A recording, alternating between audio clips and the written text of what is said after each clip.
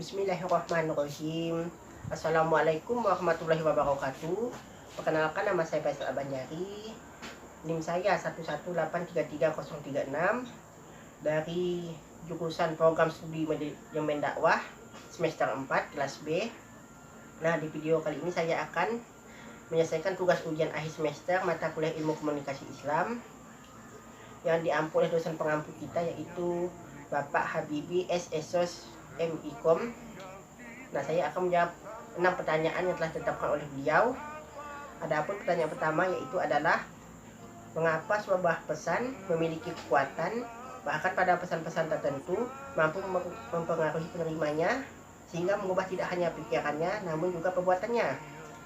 Jadi jawaban saya, jadi hemat saya, pesan merupakan suatu proses pertukaran dan penyampaian informasi yang dilakukan oleh 2 orang atau lebih.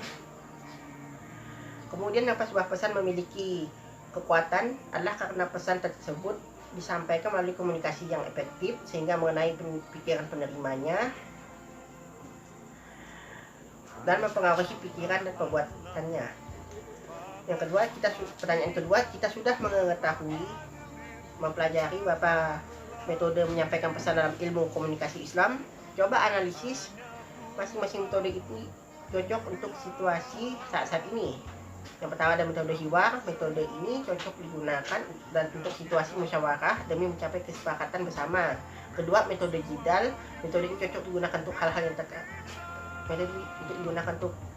yang sifatnya berdebat. Ketiga, metode bayan. Metode ini cocok digunakan untuk hal-hal yang terkait dengan Al-Quran. Keempat, metode tajkir. Metode ini cocok digunakan untuk situasi ceramah atau berdakwah karena mendengar pesan baik, untuk memberi peringatan berdasarkan Al-Quran sehingga mudah dipahami oleh mad'u. Kelima, metode tablik. Metode ini sama seperti metode tajkir namun lebih secara lemah lembut dan tanpa baksaan. Yang keenam, metode tabsyir. Metode ini cocok digunakan untuk memberikan motivasi dan semangat untuk melakukan beribadah. Ketujuh, metode inzohar. Metode ini cocok digunakan untuk memberikan rasa takut kepada manusia agar tidak mau melakukan dosa. Kedelapan, metode nasihat. Metode ini cocok digunakan untuk situasi memberitahu mengenai kesalahan seseorang. 9. Metode irsyad. Metode ini cocok digunakan untuk membimbing seseorang dalam mengalami masalah hidup. 10. Metode wajah atau ma'ijah. Metode ini cocok digunakan untuk memberitahu mengenai perintah dan larangan Allah Subhanahu wa taala. Ke-11. Metode idhal al-surur. Metode ini cocok digunakan untuk menghibur seseorang apabila mendapatkan berita buruk. Pertanyaan ketiga, dari 8 fungsi komunikasi Islam, jelaskan 3 jenis fungsi yang menurut Anda paling penting untuk saat ini. Adapun fungsi yang penting ada 3, yaitu A.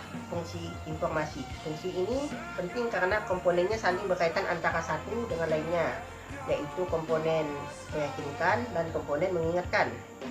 Yang B. Fungsi sosialisasi. Fungsi ini penting karena manusia adalah makhluk sosial, jadi manusia tidak bisa hidup tanpa bantuan manusia lainnya.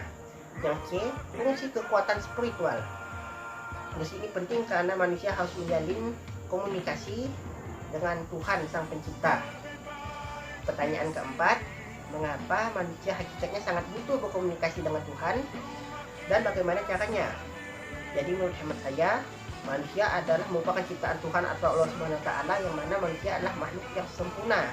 Jadi sudah sepatutnya kita manusia untuk selalu bersyukur dan mengingat Allah Subhanahu wa taala setiap situasi, baik sulit maupun dalam keadaan senang, dengan cara beribadah, sholat, berdoa agar hati kita menjadi damai dan tenang.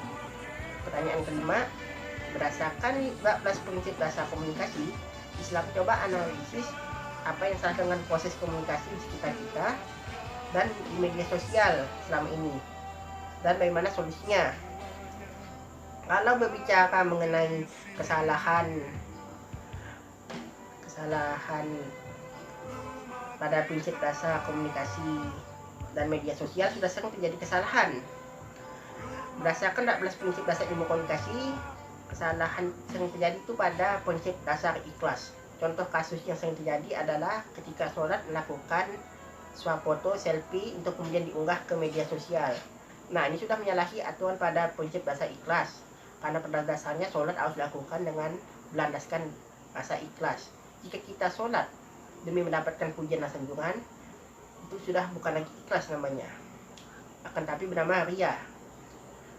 Jadi adapun solusinya adalah kita harus mulai menanamkan sikap untuk ikhlas agar kita bisa memperoleh pahala dari Allah Subhanahu wa taala, dan juga kita harus membayangi diri kita dengan rasa takut akan azab Allah Subhanahu wa taala apabila kita beribadah mengharapkan dia atau mengharapkan pujian sanjungan dari orang-orang lain.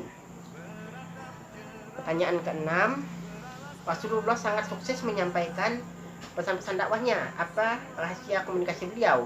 Jadi menurut hemat saya ada beberapa faktor kunci keberhasilan dakwah Rasulullah, yaitu 1. Kehendak Allah SWT sehingga mudahkan dakwah beliau. 2. Karena kesabaran beliau dalam dakwah. 3. Berbuat baik pada siapapun. 4. Bersifat adil. 5. Menjadi suri tauladan yang baik. Demikianlah yang dapat saya sampaikan. Cukup sekian, terima kasih. Jika ada kata yang salah mohon dimaafkan. Wassalamualaikum warahmatullahi wabarakatuh.